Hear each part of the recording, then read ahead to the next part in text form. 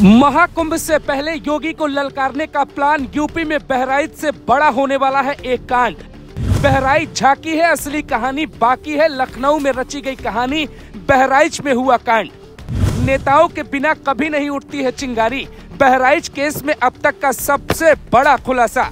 बहराइच का सच क्या है? आखिर वहां ऐसा क्या हुआ कि योगी सरकार को संभालने में 5 दिनों का वक्त लग गया?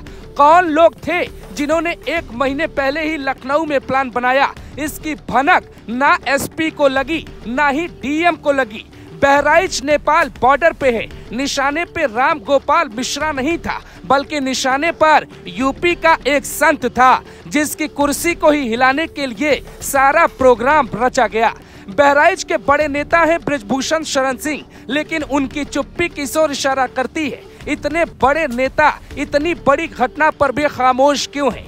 वो ऐसा क्या जानते हैं जो बोल देने से यूपी की सियासत में भूचाल आ जाएगा? क्या उनको सब पता है? उनके बहराइच में ही सब कुछ हो रहा है, लेकिन वो चुप क्यों हैं? इन दिनों बृजभूषण शरण सिंह अपने बेटे को सियासी विरासत सौंपकर गायों की सेवा कर रहे हैं। बहराइच में इस बात की चर्चा जोरों पर है कि ये सामान्य घटना नहीं है। फिर किसी विरोधी ने ही चिंगारी भड़काई और योगी को बदनाम करने का प्लान बनाया। ये वो सरकारी अस्पताल है जहां पुलिस ने एनकाउंटर के बाद दोनों आरोपियों को भर्ती करवाया। वहां का सन्नाटा ही सब इशारा कर रहा है। तो फिर वहां हुआ क्या, ये हम आपको बताते हैं। ये कहानी जुड़ी है प्रयागराज के महाकुंभ से, जहां योगी को इतना परेशान करने का प्लान है कि योगी इस्तीफा देने पे मजबूर हो जाए। हमारे सोर्स हमें बताते हैं कि ये तो बस शुरुआत है। बहुत जल्द ये आग प्रयागराज, वाराणसी, मिर्जापुर, भदोही, राजा भैया के गढ़ प्रतापगढ़ तक पहुंचेगी। यानी प्रयागराज को चारों तरफ से घेरने का प्लान तैयार है। जिसकी साजिश कौन रच रहा है? सोर्स कहते हैं कि ये हिंदुस्तान में हो जरूर रहा, लेकिन हाथ पाकिस्तान का है। वहां से फंड आया और खेल बहराइच में रचा गया। तो क्या सच में प्रयागराज का महाकुंभ इस बार खतरे की लकीर को पार नहीं कर पाएगा? पहले मदरसे में नकली नोटों का कारोबार पकड़ा जाना, तो फिर पता चला कि कुंभ में संगम को लाल करने का प्लान था। अब बहराइच में जो हो रहा है उसकी कहानी जानकर हम डर गए।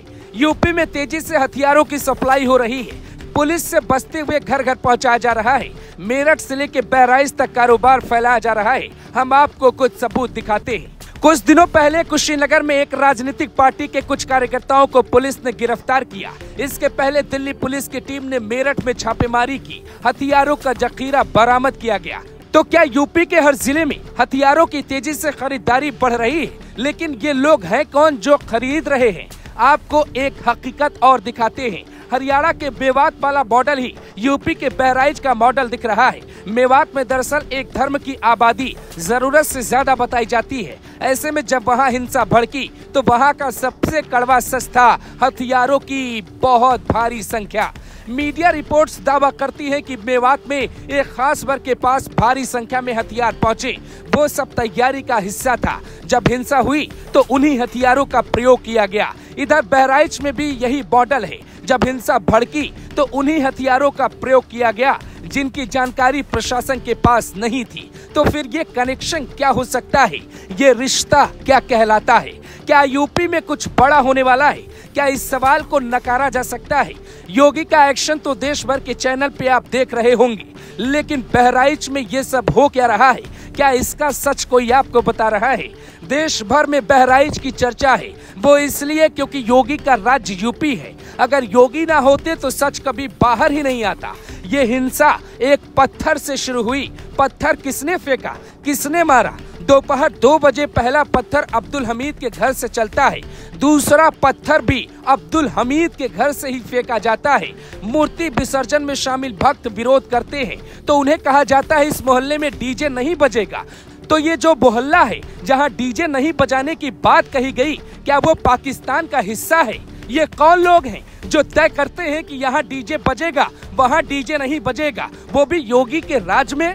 योगी तो कहते हैं कि ढोल भी बजेगा, नगाड़ा भी बजेगा, लेकिन यूपी के बहराइच में क्या हो रहा है? अब जरा ध्यान से समझिए। नेपाल बॉर्डर से जिला बिल्कुल सटा है, तो आसानी से क्राइम की कुंडली तैयार की जाती है। क्राइम की भूमिका वहीं रची जाती है।